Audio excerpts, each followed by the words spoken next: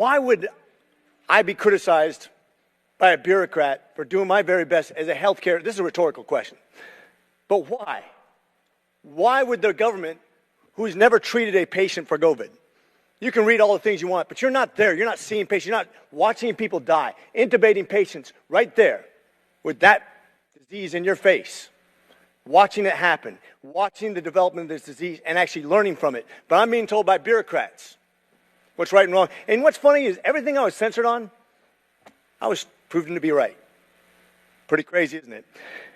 You said in an interview that you gave as part of an audiobook written by Michael Spector that you believed an institutional should make it hard for people to live their lives so they'd feel pressured to get vaccinated. Could we run the audio clip on that, please?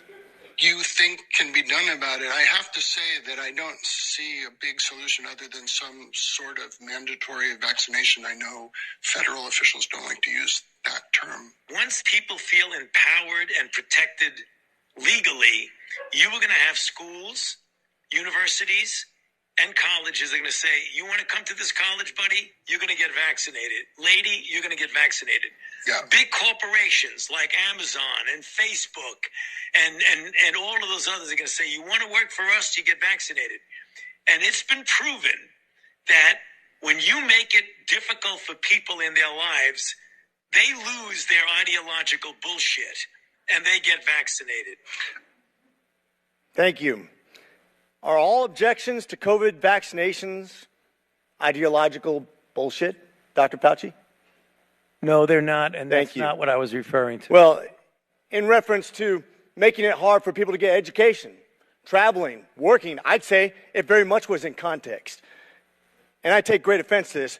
Miss Allison Williams testified before this committee about losing her job because she sought an exemption for ESPN's vaccine mandate, which came from recommendations from bureaucrats like yourself.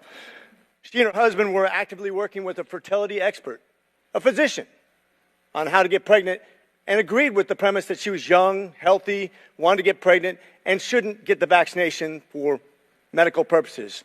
But she was fired because you made it hard, just like you said in your statement, because you didn't want to make sure that the ideological bullshit got in the way of her working, of living her life, of making a medical decision with her healthcare professional. I think America should take great offense to this. That's exactly what you meant when you said making it hard for people to live without getting a vaccination. You affected people's ability to work, travel, be educated, to actually flourish in American society, to self-determine, as we're all given God-given rights. Shame on you. Dr. Fauci, you've become Dr. Fear. Americans do not hate science. I don't hate science. The American people hate having their freedoms taken from them. You inspired and created fear through mask mandates, school closures, vaccine mandates that have destroyed the American people's trust in our public health institutions. This fear you created will continue to have ripple effects over generations to come. You have already seen its effects in education, in the economy, and everything else. Quite frankly, you said, if you disagree with me, you disagree with science. Dr. Fauci, I disagree with you because I disagree with fear. And with that, I yield.